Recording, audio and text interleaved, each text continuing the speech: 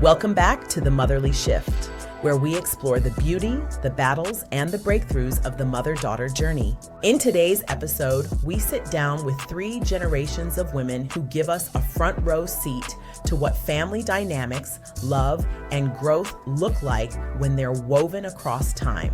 We're joined by Cynthia, the matriarch, strong, direct, and resilient, who raised her family with discipline, determination, and faith.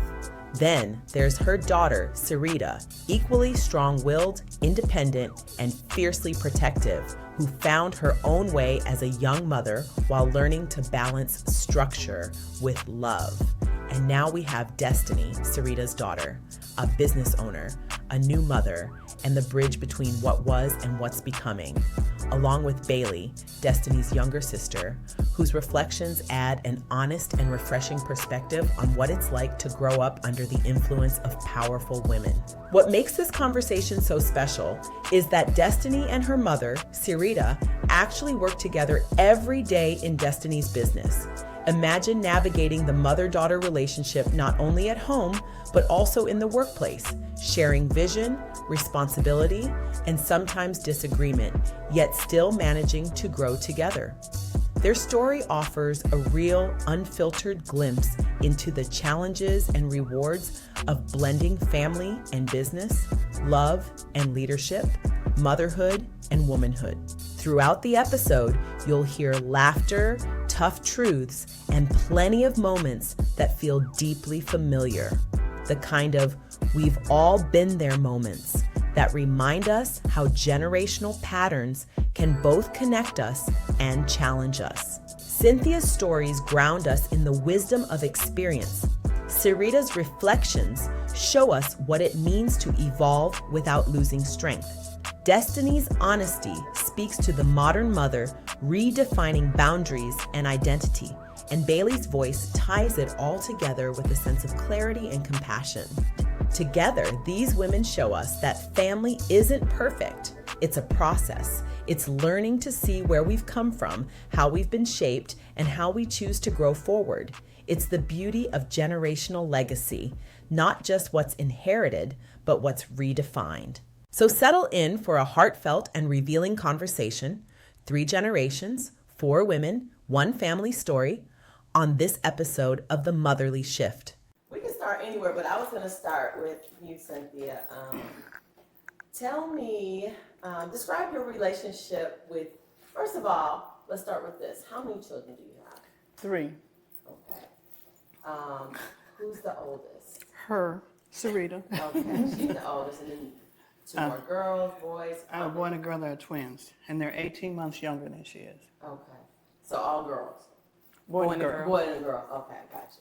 And 18 months younger than you. Mm-hmm. So how would you describe your relationship with your daughter? This one? Yes, the one who's here. We bump heads. Why? We're both alpha females. Okay, okay. You don't want to elaborate?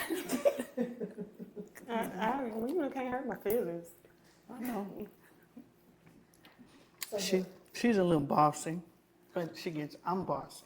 Mm-hmm. I'm a Scorpio. Mm-hmm. I'm an only girl out of 6 boys, and The oldest. the oldest. And you are the oldest. Okay. So that's why I'm bossy. I handle business.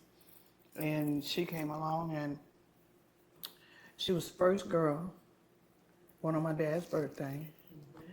And she's bossy. You don't think you're bossy? I think that I am. So yeah, I think that I know I am. No. So you're not saying that like in a negative way. You're just No. as a Handle Boss. business factor. and Boss. She's a boss. Okay. I was able to put her on a City public bus. city bus, at age 6 years old and tell her sit right there. And I followed the bus and sit right there behind the bus driver for her to go to school. I think you were in the 1st grade, 2nd grade, something like that. And she did it. She's always been very, I've been a leader. yeah. Other than that, we're good. We're a lot alike. So. So Cyrita, how would you describe your relationship with your mom? like she said, we do bump heads, but we are a lot alike. My mom is bossy. She's controlling, but I understand why. Because, you know, she was the mama and the daddy when we was growing up. So to a certain extent, she had to be the person that she was in order for us to be, you know, to grow up and be Who you are. who we are, yeah. Because I grew up with a lot of, okay, so when we first lived in Texas, when we first moved to Texas, we was living in a low income projects or whatever. So we got a lot of, my mom made a lot of friends and stuff out there. But my mom was different from their moms because my mom was, she wasn't, I wouldn't say their parents was lazy, but my mom, you know, I guess she had goals and living in low income wasn't her, you know, wasn't going to be her forever, opposed to my other cousins and stuff. And when, now that, you know, everybody used to think my mom was mean. My mom would be telling us what to do. She'd tell your kids what to do in front of the mom or whatever. So, and they didn't really mess with my mom too much. Everybody respected her or whatever, yeah. And you know another thing, when I was born, my mom was coming out of high school. And the story behind that is her mother died when she was a baby. She was raised by her grandmother, old mom. She was the youngest, and she never did anything, never had to work, never. She was pretty, and my mom didn't know anything. So when I was born and I got up to age, I spoke on my mom's behalf because she didn't know how to speak for herself. So when I would get a whooping or a spanking, they would say, your mom shouldn't spank you like that. I said, she doesn't know any better. I was smart enough to know that she didn't know what she was doing because she never had any kids. And so my mom actually grew up with me.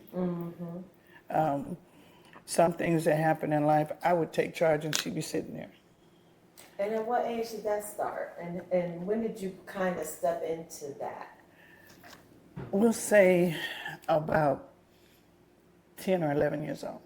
Young? That young. Was it out? So what's the distance between you and the next oldest of your We were siblings? stair steps. Okay. See, she had boys after me. All of them were boys, but they were timid. I would take up for the boys. Kids run them up in the house. I say, you go out there and you don't come back in here. My mom would sit there and say, Cynthia. And then if they did, I would go out there and beat them up. You know. Yeah, she was a fighter. There's a lot of stories. And so my mom was just really naive when it came to, see, my dad took her from, my dad was Mississippi, but my dad was, My grandmother was Louisiana. and my mom was Louisiana. She was sheltered. And then he brought her to California. And we were raised in California. And I've never been afraid of anything and nobody. And when I was in high school, I remember they had a school teacher, and people talk about it now. They had a school teacher named Mrs. Tyler. She ran track, she was in the Olympics, but she was a bully. And we were playing against the faculty, and I was guarding her. They made me guard her. And she kept hitting me in my chest. And I would guard her and I say, hit me again. What sport is this? Basketball. Okay. I said, hit me again. And she was she hit me. So all of a sudden I stopped, and I was really strong. I stopped and I grabbed her by both of her arms and I just held her. Flags flew, people started hollering. Come to find out, because my mom said, she was so bad in school. She told one of her friends at the church, she said, no, everybody loved her because nobody else would stand up to Miss Tyler. And she said, and she did. Long story short, she hit Miss Tyler, knocked her out in front of everybody on the basketball court. I didn't knock her out, I didn't hit her. The people said, my They uncle lied. said that everybody in the audience said, because you had hit the lady. No, I grabbed her by her shoulders and I picked her up. And then my senses came to me and I put her back down and they gave me a foul. So you never hit her, Mom? Never. That's not what I heard. And I heard you had hit her by 3, 4, 5 They people. lied. No, you exaggerating, because I ain't heard that. She lied. No. 3, 4, 5 times, Mama. Did you hear that she had hit I the ain't never lady? heard the story. She had I promise you I ain't lying. You can call my I uncles. don't know. That's not true. Now, there was another gym teacher. I like racquetball. I used to be really athletic. And she would, what'd you say, 2 stories? I ain't say that. No, I said, so it's 2 stories with the teachers. Right, But because I had that's- heard you hit the lady. But that was the other story. They said that she picked up that teacher, put her in the trash can, and couldn't get her out. I said, no. We were playing racquetball, and she would say, McDonald, if I win, I couldn't run track. I sprint, but I was not. She said 3 laps. That's okay. I tore her up, and she said, well, what are you going to do? Picked her up, and they had them big old trash cans. They were solid. Picked her up, put her in there, and she couldn't get out. She had to call faculty to come get her. And so they thought I wasn't a bully. I took up for those that were being bullied. And they passed on to the kids, my kids. My brother. You who? My brother. I don't fight. You who don't fight? I thought we were supposed to be truthful today. That's why I said who don't fight. I thought we were supposed to be truthful. This is what I love about the generationally speaking. So Cyrita, we're gonna come back to that, but describe your relationship. First of all, how many children do you have? I have 4 About 8 children. of them. You said 8. Who else? No, Mama, she just hyperbole. She's not even talking to you. I have 4. 4. 2 boys, 2 girls. And who is the oldest? Destiny. Destiny, who is here with us, is the oldest. Destiny, and then there's Joseph, and then there's Jalen, and then there's Bailey, the baby. You're the baby. Yes. Perfect. So, how would you describe your relationship with Destiny? Let's start with that. Destiny and our relationship is a lot like me and my mom's. We bump heads. We used to bump heads a lot. We still do from time to time, but we get along pretty much. I guess we get along well in order to be able to work together. Yeah, because if not, I wouldn't be able to work with her. So I think we're doing well now. Now that we're older, now that she is a mother and she's starting to see what she put me through with her child. I think we're doing a lot better. That's good. That was one of the things that drew me to wanting to talk with you all because, I know Destiny and Cyrita from the gym. So I'm looking at this mother-daughter come into the gym together and your dynamic there and you get along well and joke with each other and then you work all day together. Oh, we have our moments. Yeah, so I just think that is really unique and I Yeah. wanted to hear about how do you manage that? So I know Destiny, and I know that when she comes in, if she comes in the salon, you could kind of gauge her attitude on how she speaks. So if she comes into the salon and she has a serious face and you speak, she's like, hello, leave her alone, give her time, let her figure herself out. And when she starts, she'll start talking when she feels better. So you gotta kind of like know your child. That's true. All right, and so you have the 3 girls and 1 boy. 2 boys. 2 boys. So 2 boys, 2 girls. Okay, got it. All right. Destiny. Describe your relationship with your mom. Like she said, it's better. As she stated, like, she thinks it's better because I have a child now. It's more of me just understanding to pick my battles. So she's always right for the most part. So in understanding that, just shut up and let her have her way and don't talk to her. So that's that part of that. I feel like there's some things that she should work on as well as myself. But with her, it's not going to probably happen. So it's just understanding who you're dealing with and just going about your day. So I've learned, especially with my family dynamic now, if I want a happy home, just deal with what I have going on so I don't have to deal with other people's issues. So other than that, we're good because we have to work together. So there's been things that I haven't agreed with, and it's just like, just don't put yourself in that predicament again. So here I am. You have matured a whole lot since you've had Dilla, though. Especially, I feel like I have matured a lot because I have a family and there's other things for me to deal with. I don't have time to deal with y'all's issues. Love y'all to death, but at the end of the day, y'all not paying my bills at home, and y'all aren't gonna make me happy at home. Make your day. Okay. So if y'all have y'all issues, if there's things that y'all don't like, I really don't care. It's like, as long as me and my family at the house are good, that's all that really matters to me right now. Let me ask this question. I'm gonna ask you that. Well, let me go here. Of you and your siblings, who had the most responsibilities for you? Me. Was that on purpose? She was the most responsible of my 3 children. Okay. And who has the most responsibility of you and your siblings? Destiny to you. It was me, but it also depended on if my mother and father were together or not. Really? Say more about that. So for instance, when my parents are together, the first time it was us going to church. I found a big family dynamic. You sit down at the table, you eat this, that, and the fourth. When we moved to Atlanta and they split up, it was more of me taking accountability and responsibility for my siblings. Because she had us young, so at that point in time, she was out having fun, enjoying herself. Right. So then when my dad came back around, we were all like, okay, that's cool, but we were used to doing whatever we kind of wanted to. And then we had more of a structure at that point in time. With your dad there? With my dad there. So when he came back around, I was able to do a lot more and be a lot more involved in school and stuff like that. Bailey, is that how you see it, that Destiny's had the most responsibility? Yeah, she's the oldest, and Okay.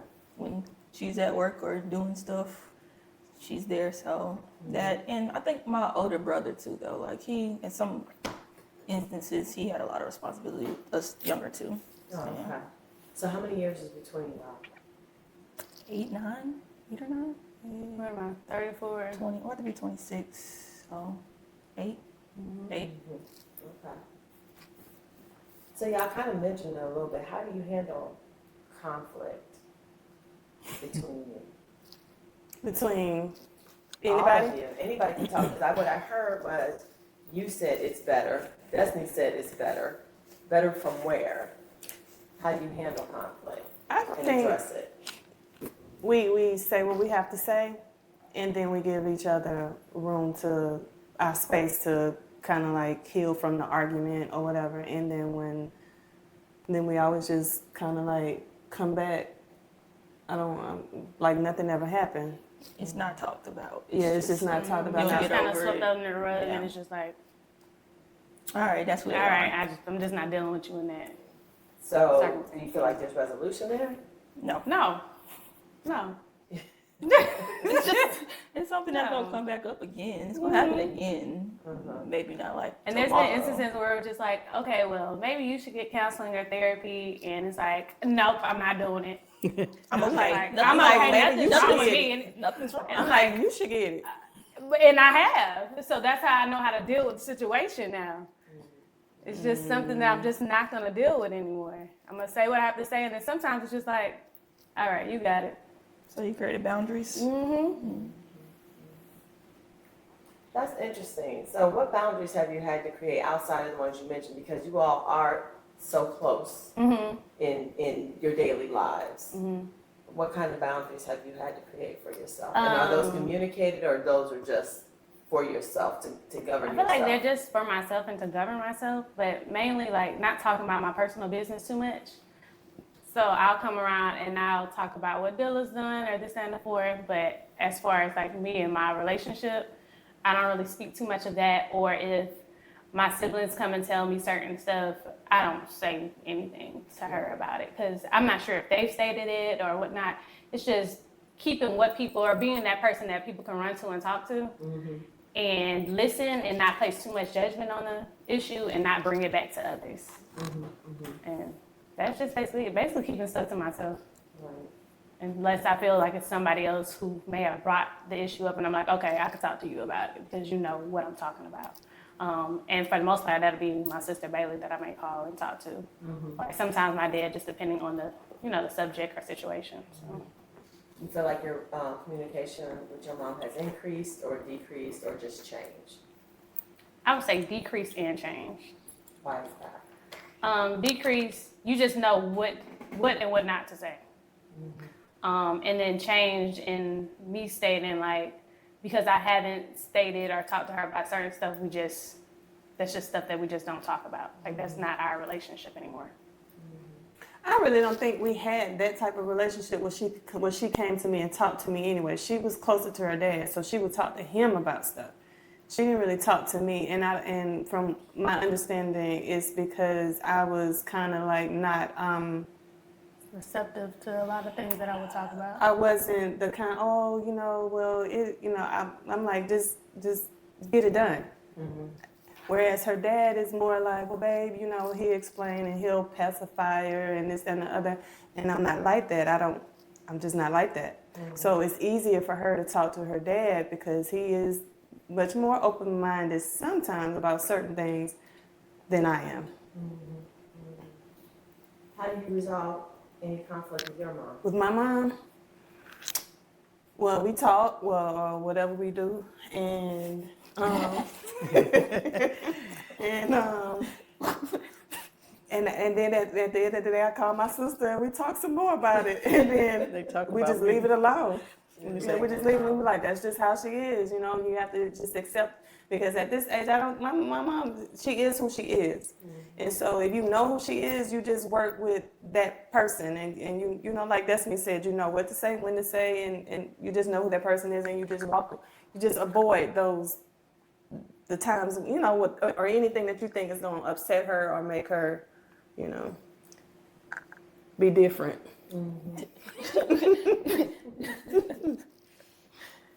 What's interesting to me is like when you were saying she was bossy and everything, there felt like there was a little bit of pride there. Like you like that quality in her. Well, when I say bossy, I guess the term nowadays would be she's a boss. And she's going to take care of business, and that is who she is, period.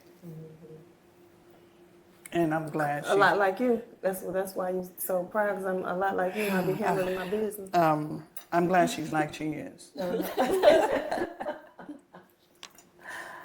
All right, Bailey. Oh, What do you think about what? about the whole conversation? What are your observations on the dynamics between you and your mom and your sister, your mom and your grandmother? They're alike and they're alike, and so that's why they don't always get along. As far as me and my mom, like we're cool.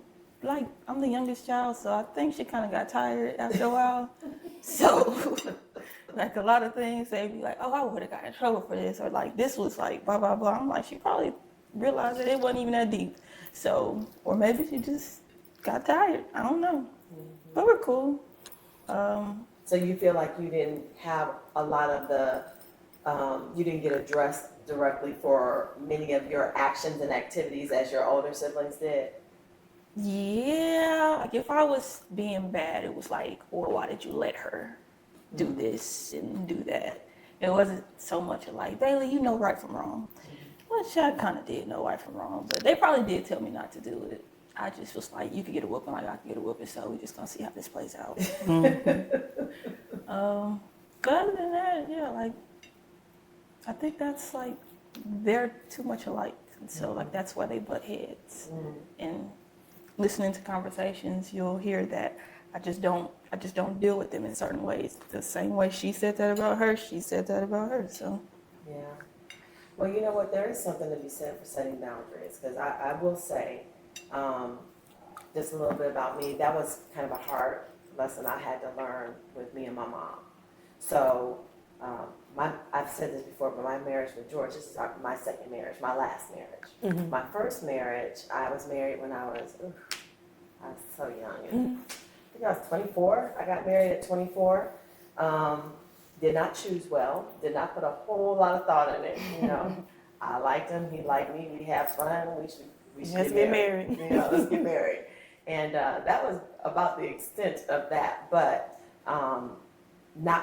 being young, not knowing how to be a wife, not knowing how these arguments would go and so on, I would I'm sure I overshared with my mom.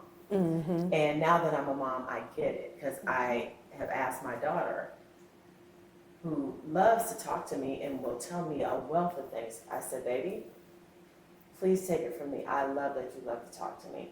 I love talking to you. I love that you want to share your heart with me. I want to hear it. But you might need to create some boundaries. Simply because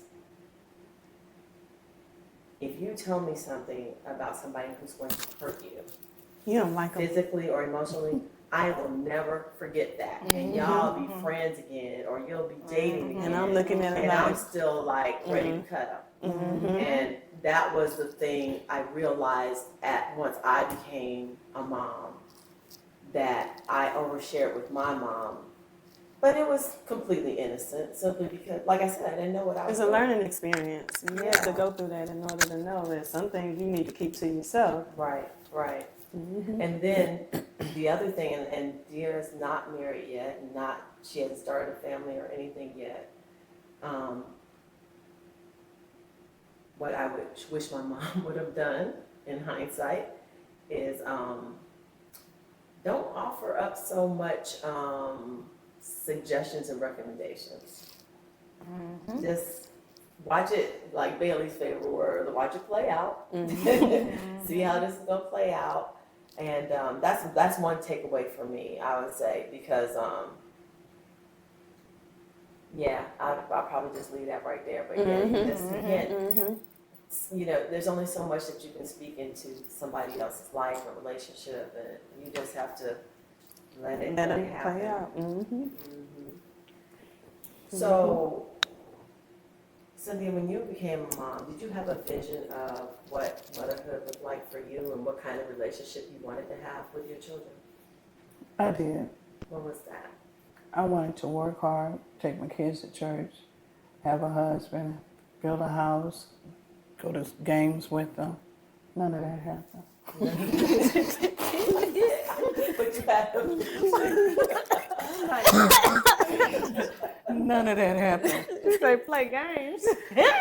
She Take go to play games. games with Go to them. Yeah, but I wanted it as a family right. because my dad was with my mom the grew whole up in a time. Well, two-parent yeah, I household. grew up in a two-parent household, but that didn't happen. But I made it. I've done really well. I'm very proud of my daughter, my grandchildren. I don't want for anything. Thanks to My my mom made us responsible. Like I remember, like when we had to clean up. When you get up, you make your bed. You know do what you got to do. And then I have cousins and friends whose parents didn't do that. And I used to think my mom is so mean. All she do is cuss and this, that, and the other.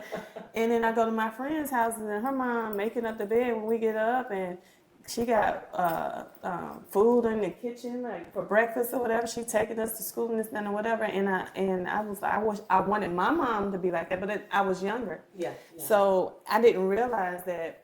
Well, she had my best friend. She had a mom and a dad in the household. I just had my mom. My mom was working all the time, so my mom couldn't very well do all of those things or whatever. But when you're a child, you don't really understand all that. You just see, you know. But then as I got older and I got married, my best friend got married. She didn't know how to cook. She didn't know how to clean, and her husband was pissed off. And then didn't she come to you and say that she wished that she would have There's a lot of her friends learned. said they wish that I was their mom. I'm like, me? You know, Because their mamas didn't teach them. because I was always a drill sergeant. This is how we're going to do it, and period. What you laughing at? Because we used to call her house boot camp when Oh we had yeah. to go. So in the summertime, Kim. So I was divorced at the time. Yep. So I was divorced at the time. So sometime was the time for me to have my fun because you know I got 4 Still kids. young. I'm Still working young. all the time. I used to keep Destiny in the shop with me because you know That I was tried to keep before her I was busy. in the shop. Wait a minute. I had Destiny when I was young. I was 17 years old when I had Destiny or whatever, and I didn't want her to be like me, like you know, because my mom was always working, so I snuck out. And I didn't want her to do that. She was so fast.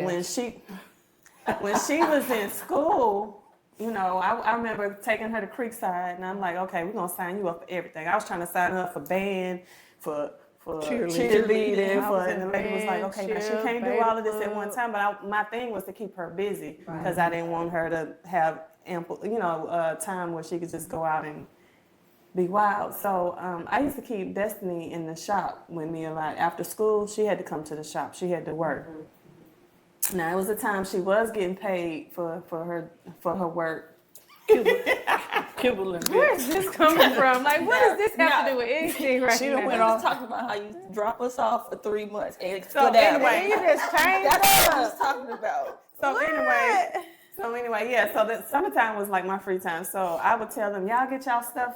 We about to go. What did I say? Now, So your grandma, I'm I'm gonna drop y'all off for 2 weeks. Yes, 2 weeks. We call it the end of 2 weeks. Mom, when you come back? they I'm gonna be be gone. back next week to get y'all the And see, whole 2 months. my mom lived in In Dallas. Texas. I would get in I my. was in. You was in Dallas. Dallas. I I was get in a Dallas. Honda Accord with 4 kids, 2-door because she Two ain't door. nobody to know she had 4 Honda kids. with 4 kids. and I would drive it on 20, drive them 10 hours 10 straight, hours. drop them off, and come back. And burn, and would spend one night in Burn Rubber leaving. I needed a break. And then the other daughter, she bring her baby. Yeah, my sister would bring her child from Houston So and I'd drop have him all off. my, So you didn't have a choice but to be a drill sergeant. right. I would take them to lunch. They needed that discipline, and the kids be like, "We don't feel like going to boot camp. Come get us." Because my mom was militant. Not You militant. were militant. Girl, you had me in the corner on my knees at 16. Like, That was Remember, she better. was Get it crying together for some over pickles or some something. pickles. Yeah, and you didn't like the I way wanted she to That was take- the timeout? Yeah. She had to get on I her wanted to knees. take the pickles back on the road with me. My mama said I could. So she she had a said tantrum. no. So I acted a fool, and she put me in the corner. At 16, it basically to embarrass her. And she got on the, in the She corner. ain't never come back after that. Oh, no, never. And after that, I spoke my mind and didn't listen. What you're not gonna do is. Oh man, over those pickles, were the pickles good? She just love pickles. I love pickles. She loved pickles, but Cyrita Love loved pickles. They would give me a when she big was old carrying thing, her. and I would just eat the pickles over something. I still had some left. So why I can't take my pickles with me? What you gonna do with them? Keep them here till next summer? That wasn't your call. Period. There she go. Mm-hmm. My mom said I could have. So what was your vision of motherhood when you started your family? I didn't What know. kind of mother did you want to be, and what kind of relationship did you want to have with your children? Okay, so I always wanted to have my kids grow up in a 2-parent household. And I just wanted their dad to be there, and I wanted us to, all be a family, go to church, and have some good kids or whatever. But unfortunately, it didn't turn out that way. Well, for the most part, it did, because I stayed married for a while, and I think I was only divorced for about 3 or 4 years, and then I remarried him again. Mm-hmm. By the time I remarried him, the boys were starting middle school, and I thought that it was important that he be in the household with boys, because I don't know how to, I have a brother. My mom raised my brother, but I think my brother went astray when, it wasn't a man around to kind of like, so I wanted to make sure that, my husband was around for my boys when they became like that, when they started smelling themselves. And for the most part, I think that they all turned out good. They all turned out good. That's good. But that's what I wanted. I wanted them to grow up in a 2-parent household, unlike myself. Okay. Destiny, what was your vision when you became a mom? Let me ask you this question. What about watching your grandmother and your mom informed you about what type of mom you wanted to be?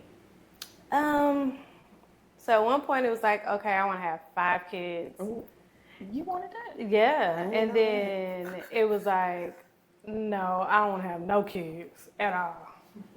And then I ended up pregnant. And it's like, okay, crap. 'Cause I was living my life. I had a good old time. And then I got pregnant and was just depressed. Like, I don't want this right now. Kim, she called me. Now, me and her dad are divorced. This is the second time. She called me on FaceTime talking about, guess what? Or did you show us the I sent thing? a text message. Okay, she sent a text message. That's what she did. So before she called me, her dad called me on FaceTime. And he was like, did you get the text? I was like, yeah, I got the text. And we just started laughing. That shit was funny to us. Destiny's about to have a baby. We didn't do nothing but laugh. And then she called. Oh, Yeah, and I was just annoyed the whole pregnancy. She was. She started crying, just crying for no reason. Me and Karonda looking at her like, really? Yeah. So I didn't really have an idea, really. You got If thrust anything, it into was just like, I don't want a girl. Because I'm a lot already, so I don't need that. So I definitely wanted a boy, but it was just a lot of emotions and stuff coming on with that. Because I was so used to just being independent by myself, moving the way I want to move, traveling all the time, working like crazy, taking off. Like, that was my life, partying, this, and the fourth. So it's like, now I got to literally slow down, sit down, and raise a child. And at this point, I didn't even know if me and his father were going to be together. So it was just like, now what I'm really about to do. So I think everything worked out well, but I didn't really have a big vision for it. And I feel like based off of my mom and dad's situation, the whole marriage thing hasn't been like top of my list ever. So it's like, if you're around, you're around. Now I understand having a boy that I definitely want him around, especially in the same household with him, especially when it comes to like disciplining and all that other stuff with him. But other than that, I didn't have an idea of what it was going to be like or what I was going to do. I felt like I raised my siblings and my cousins and stuff were always around. I've always had god kids since like I was 18. I had god kids. So it's like, I'm cool. I'm the rich auntie. I'm going to come around, give y'all some money when I'm in town. Let's go to the park. Let's play. Then I'm going to drop you back off, and then I'm going to the club tonight. And yeah, so now I barely do any of that. I use my child as an excuse. So I get out of a lot of stuff.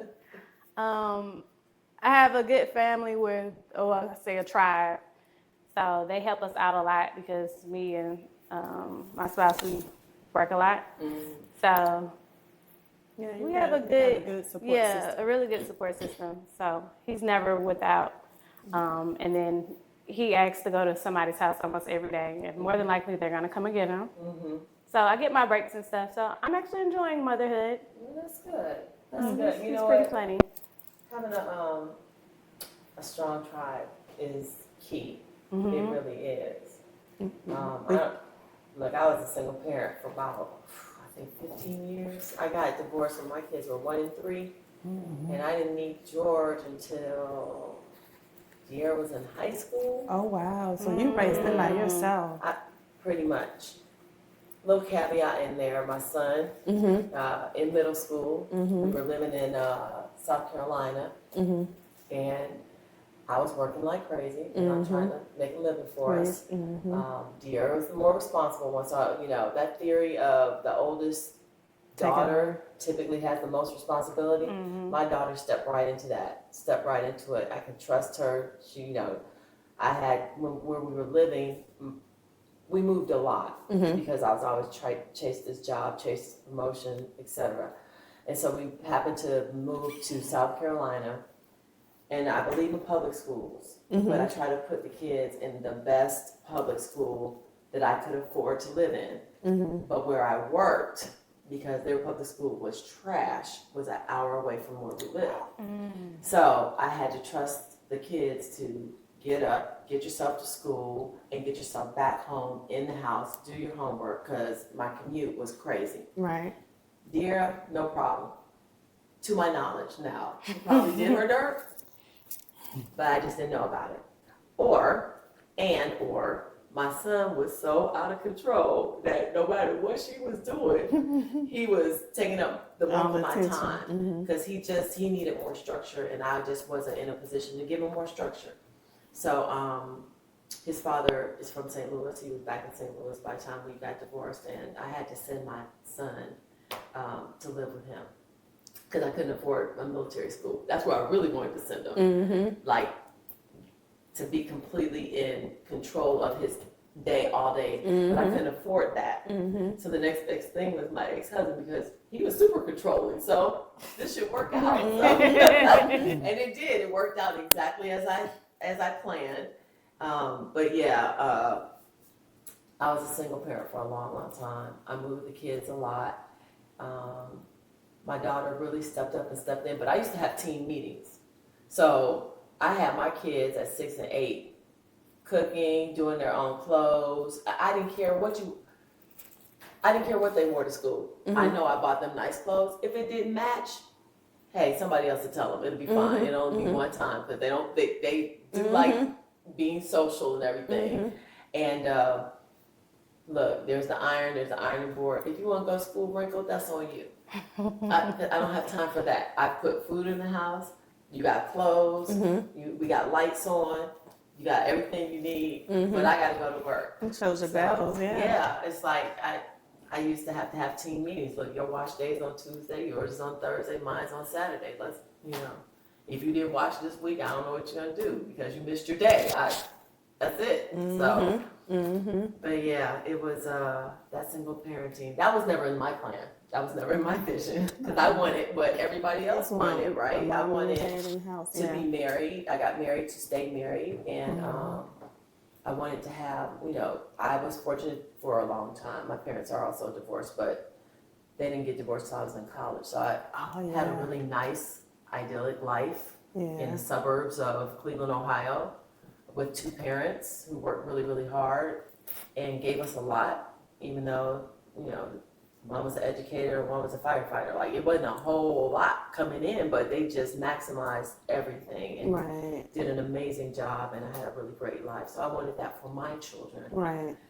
It didn't work out that way. It didn't work out that way, but I did the best I could with what I had. And so I don't know about you. I find myself now having conversations with them, trying to get them as they're now young adults. My daughter's 27, my son is 25. And get them to understand some things about some of the choices I made. That's the best I knew at that time. Sorry. Right. And I think I was young too. Well, we both were young, so we were like trying to figure it out, know? And things just happen the way that they happen. And now that I'm older and they're all grown or whatever, I see where I could have done a lot of things different, but I didn't know to do them differently back then. I just knew what I needed to do at that time. Yeah, that's true. It's very in the moment. What would you say that you need or needed from your mom that you don't have or didn't get, and why? I think that my mom was not a nurturer growing up.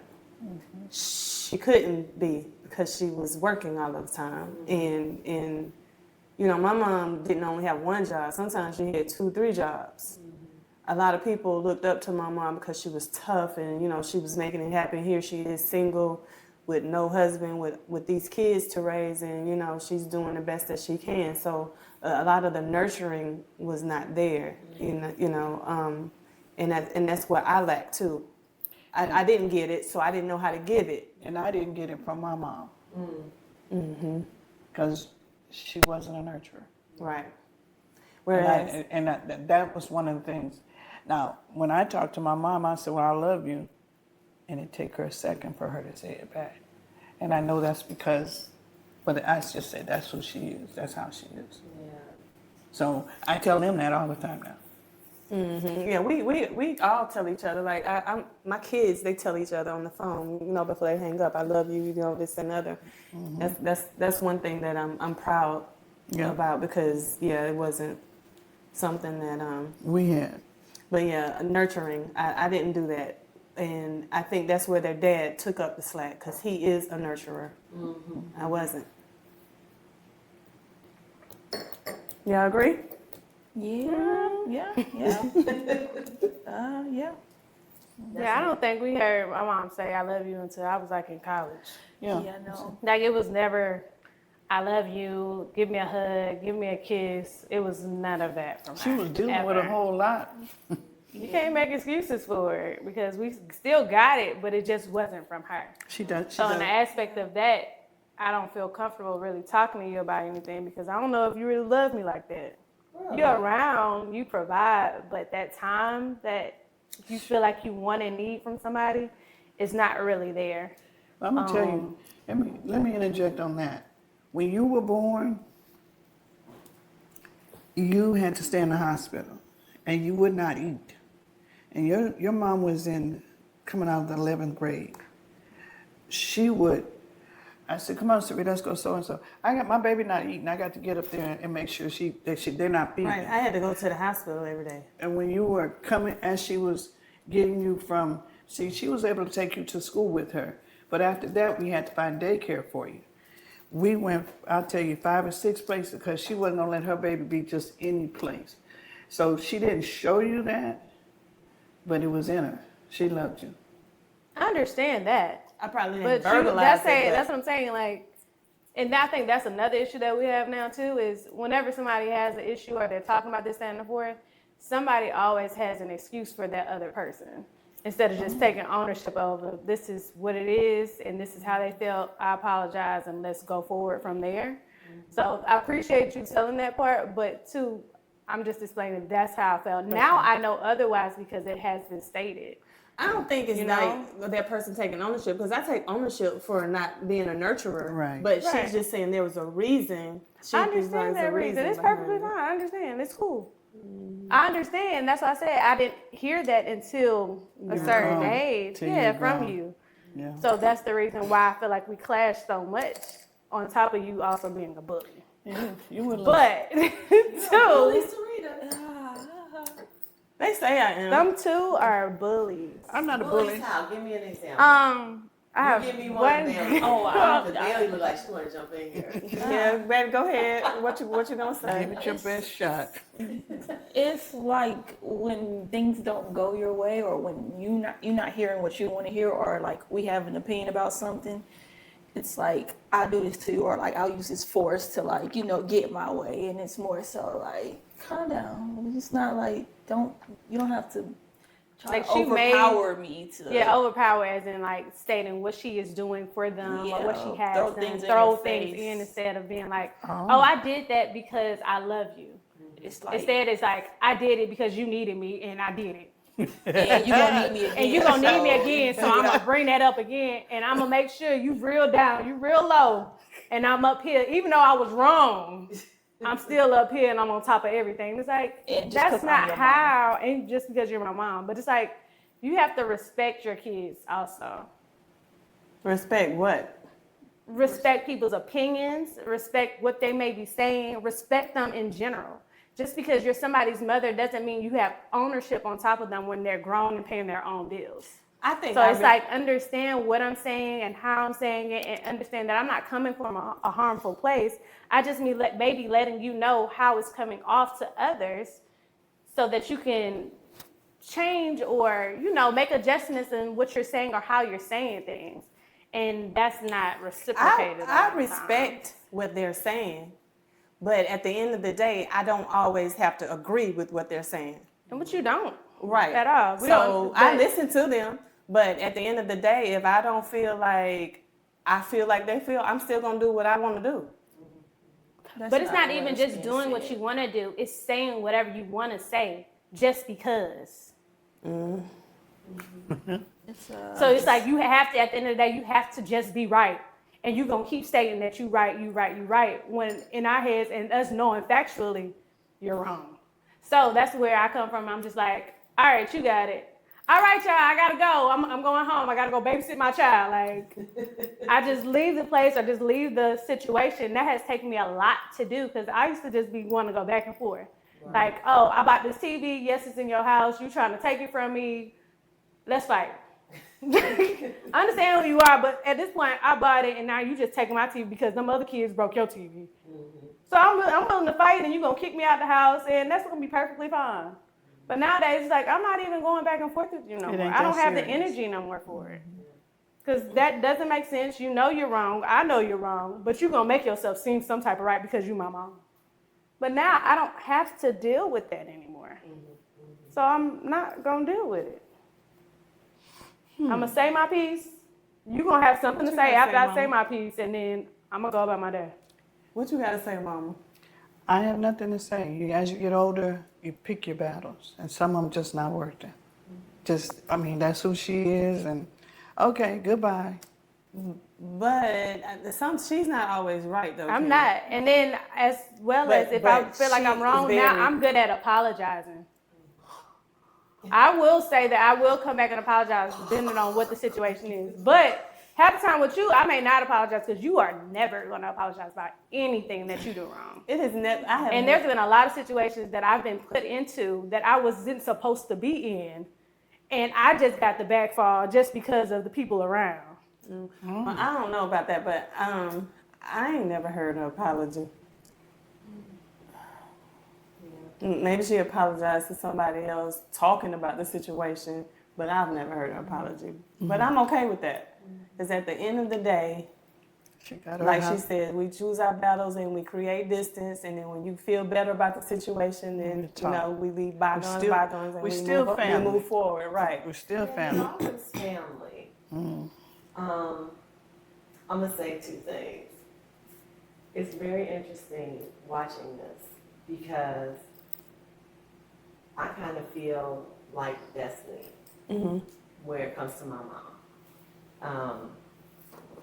Where I wouldn't say bullying, but imposes her will.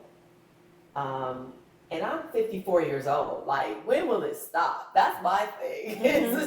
If that imposing of the will and needing to hear certain things from her that she's just absolutely unwilling to say or be.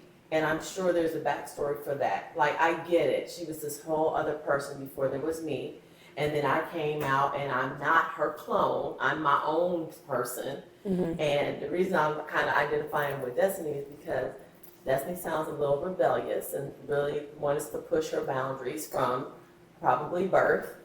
And you wouldn't even eat. Like, come on, can you cooperate at any point? So I feel that because I'm identifying with that and probably what my mom had to deal with me.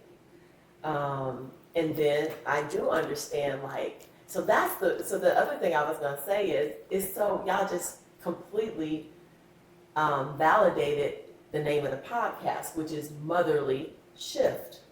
Because my theory is this: there are certain stages of the mother-daughter dynamic that you need to shift from one to the other to the next. There's that initial stage where it's very directive. You know, the children are depending on you for their livelihood, their safety, their nurturing, whatever. So it's very directive. Just do what I say. Come on, let's go. Like that. But then you need to shift when they demonstrate. It's not an age thing. When they demonstrate that they can be trusted a little bit more, and you start to treat them more like an adult and give them more responsibility and loosen up just a bit so that you can watch and sow into their lives. There's that part. Then the other shift, again, depending upon the situation and the child and whatever's going on, when that person starts working for themselves, earning their own money, being a homeowner, starting their own family, being all those things, there's another shift. So like with my children right now, my joke is, I'm a counselor and advisor. I'm like, look, I hear what you're saying. If I were you, I would do this. But you're grown and it's your decision and you're gonna have to live with your own consequences. That's it. You know, I'm advisor, counselor at this point.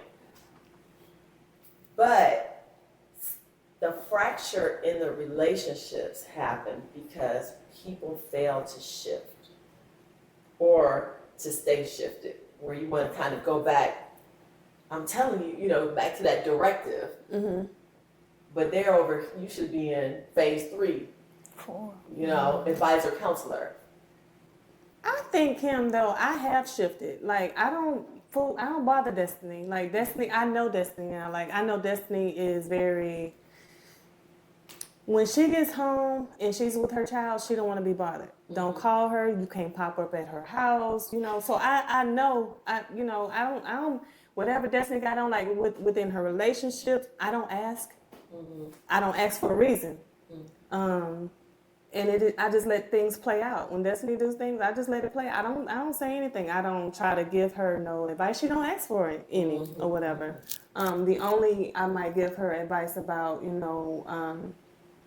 as far as her house is concerned, and what what I feel like I would do if I was her, if, you know, things got a little bit more, well, if she involved, you know, if her, and say she got married or whatever, that type of advice, you know, you always have somewhere where you can go back when nobody can kick you, stuff like that. But other than that, her private business, now I might give her some advice when it comes to her child, because I have 4. She has 1 and she's new to it. She takes it or leave it. You know, her child's still riding backwards. That's a decision that they made. You know, I don't agree with it, but hey, I'm not the parent. So I'm just saying, you know, I think that I think that I have shifted. You didn't have to break that That's up. one shift that ain't been shifted. I keep saying, what I don't else say I got nothing going about on with my kid is what we got going on. Right, and I choose to we pick my respect it. battles, then I choose to pick my battles. I'm not going back and forth with somebody over a car seat. I respect it, and when So ride you in don't my car, respect it because y'all continuously we just laugh at it. That shit is funny to me. That shit is funny to me. You know that's funny. It's is funny to hilarious, me. but like I said, I pick my battles, The and that dad- doesn't just deal with y'all; it It's deals his with dad. others. It isn't, and we respect it. He is riding backwards in our car too. That's what Charles wants. So, like she said, that's what he wants with his son. She let it be. Yeah, we respect it. I don't say My nothing. child I is laugh. fine backwards. He don't know no better. He is cool back there. Leave that boy backseat alone. Now maybe he could change when he's 3. His daddy said 4, so if it's 4, it's 4. He's gonna be wearing a That size ain't got 10. nothing to do with me. She said she picked her battles, and that's not what she willing to fight. I'm so- not fighting that battle. You know, based on the world, America, and Google and the internet, they say 4. So it's You Daddy got a lot of tried to stay parents in now back that's to forth Googling and stuff and trying to cool. figure out how to rate what a book says, this, that, and the other. Okay. it's safety, but they say Listen ain't to the nothing wrong book. with You know it. what though, honestly? And it's It's nothing the wrong first with it. child syndrome also. First and last Exactly. child syndrome. Both That's of, what that is. both of them. And he's older, so he's just looking up everything. I'm like, okay. Yeah. I mean, shoot. I could tell by looking in the little picture books. I fell off. I only have 2. And there's how many years between? 25 months between my kids. Dear got a whole album. Like every day I was taking pictures of her sticking it there. Every day. That second child don't have no footprint, pictures. I got the handprint. That boy, You looking- Harry, he ain't got no made me pictures? so Girl, exhausted. you know I ain't got no And he pictures. was She so don't have no difficult. pictures. Yeah. I found myself later trying to stick pictures in there because he ain't have She it. got a couple at my house. It's maybe like, and it's literally probably like 2 at my house. Who don't But have baby any don't pictures? have Baby- no baby pictures. We ain't taking another baby. they- pictures. I told you they got tired. They just it is They got a the few last pictures. one. You done. This. She wasn't in no activities. After a That while. That was her choice. Activities. But no, we didn't have a choice to be in That's why I activities or said not. that was her Y'all, this choice. what y'all finna do. I signed y'all up. We got practice tomorrow. All 3 of us at the church. Get some of that energy out. This yes. what? How many times did you go to church? Bro, I'm not baptized. Right at this point. But I'm saying younger. When we were younger, we weren't like that. It's a It was little just different, different. though. I just though. went to school like from 7 a.m. to 5 Like p.m. she had a better school that she went to. I and had all to go to that, school but- all older. day. I know more about the school systems now, so let me, did better. with this last one, let me make sure that I set her on on the right path or whatever. So She the yeah, smartest one she out went of to them. KIPP. KIPP went to school 6 days a week. That was torture. That's not. Don't, So she didn't even have time to if do you listen anything to this podcast, extra. don't do that to your kids. Hold on a sec. So hold on. For those of you listening to the podcast, Yes, what are you doing right now? I'm an engineer, but that doesn't. That's What type of engineer are you? petroleum. Petroleum engineer. What school did you go to? College, LSU. Yes, LSU. Mm-hmm. If you're listening to this podcast, do not listen to what Bailey just said. But not- that sounds like a pretty good formula to me. No. And let me tell you why I did Right. that. Destiny was in high school and she went to college. She called me and she was like, "Mama, whatever you do, don't let my kids go to Creekside or none of them schools because they did not prepare me for college." Remember you called me and said that? You was like, because they didn't prepare me I for didn't college. learn how to study. I didn't. So when she really said study. that kind of like resonated with me. I was like, okay, I got to do something different for her, and that's why I chose that path. Now they were going to school on Saturdays, but my thinking was, okay, Saturday, what would she be doing at home anyway? Just messing around, flunking off, or whatever. why not be in school learning something and having, y'all had fun in school on Saturdays, y'all? No, I can't cuss on here, but no. No. So I just kept her, and then from there she got chartered to, I had to go to North Springs. an hour up, an hour down. So no, I didn't do extracurriculars, but I was at school all day, and then I had to go work at the shop. but then it prepare you for, That is cool, and that is fine. It prepared me for all the things in life. Cool. Where's the childhood? Like, where do I get time to just be free and, make mistakes Now. and do? Now, You're enjoying yourself. that's when it's not on my dime. I'd rather do that when. I'm proud of you, Yeah. Bailey. Yeah, cool, fun. She want to be outside like me. No, just a little bit more of a social life. I mean, again, another reason I wanted to talk to y'all, because like, from the outside looking in, I see that you have 4 very successful children, and your child has a successful business, and y'all working together. Like, it's looking golden from where I'm sitting, and it's always a envious. backstory. And of course it is, but Yeah. everybody has their stuff. But the thing is, and I wish I was better equipped to have this conversation about resolution, because I don't think it's healthy for us to not at least attempt to get to the root cause of whatever the tension is, or the issues, or because in the grand scheme of things, life is short. Right. And I want to optimize my life and all of my relationships, including, the one with my mom and my parents in general, my husband, my children. And so, somehow we have to figure out how to have those hard conversations. And the funny thing is, I've heard all the same things they're saying to you from my kids, and I'm a bully, that I'm not very affectionate or nurturing. Trying to think what else. Well, I do know everything. I really do. I just do. I know everything, period. But I've heard those same things, and I'm not quite sure where that is. And I'm gonna take a stab at it for me.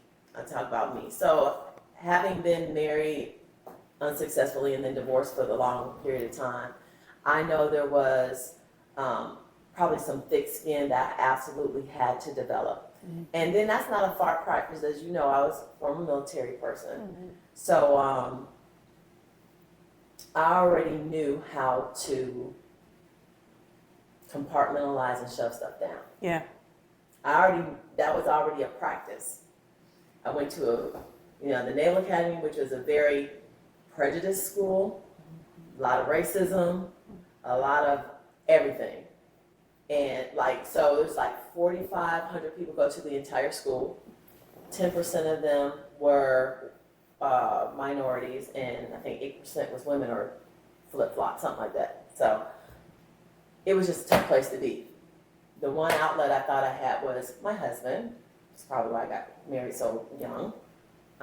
Wanting to have some peace and some, solace to go to after being in the military all day. And that wasn't peaceful. So then, not that failing, I had to toughen up again, because then when I got divorced, I was living here in Fulton County. I was in Alpharetta, and tucked tail and decided to go back to Cleveland, Ohio, thinking my mom would be there to help me. The kids are young. I can reset. I'm a college educated person. At this point, I had a master's degree, so I wasn't concerned about my ability to take care of me or the children. I was just hurt, devastated, weakened.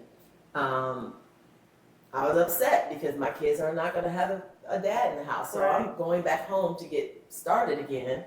And I shared this on another one, but in the same 3 months, I got divorced, laid off, and had to file bankruptcy. Oh, wow. In 3 months. So that's why another reason I was going home, to kind of get myself together and get restarted, right? And I had to file bankruptcy to sever myself financially from my ex-husband, but that's another story for another podcast.